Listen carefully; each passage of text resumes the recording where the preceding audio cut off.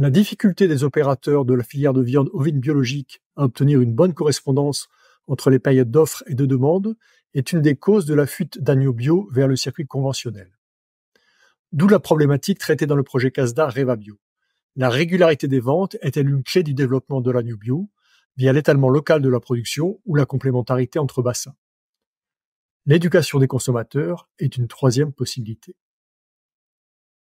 Dans les bassins herbagés, la prépondérance des aignages de saison se traduit par un excédent d'agneaux à l'automne et une pénurie au premier semestre, notamment à Pâques.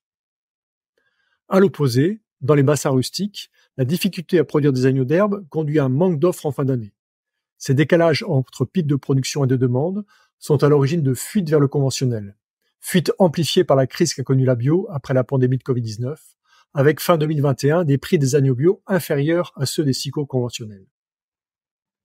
Pour améliorer l'adéquation offre-demande, les organisations de producteurs enquêtés mettent d'abord en avant les incitations financières au désaisonnement. Mais tous les abatteurs ont cité la possibilité de jouer sur les complémentarités entre bassins. À l'échelle nationale, les simulations réalisées avec l'outil Combinov illustrent les complémentarités potentielles entre bassins pour maximiser l'adéquation entre offre et demande. Mais elles montrent également qu'une moindre exigence de correspondance entre les périodes d'offre et de demande, avec une part supérieure d'agneaux d'herbe, permet d'améliorer le revenu global dégagé et de réduire les impacts environnementaux. À l'échelle locale, les suivis et calculs de coûts de production effectués dans 33 élevages montrent que le report des agneaux est la solution la moins coûteuse pour étaler la production, comparativement au désaisonnement ou au fractionnement des agnelages, et ceci en bassin herbagé comme en bassin rustique. Les 17 enquêtes complémentaires réalisées montrent également que la technique du report est la plus acceptable par les éleveurs, même si elle suscite quelques réserves. Non seulement elle génère moins de surcoûts, mais également moins de travail, et elle est plus compatible avec la conception du métier des éleveurs bio, pour lesquels le recours au pâturage est fondamental. Les expérimentations conduites dans 2 lycées ont permis de tester le report à l'herbe à plus de 10 mois d'agneaux mâles non castrés.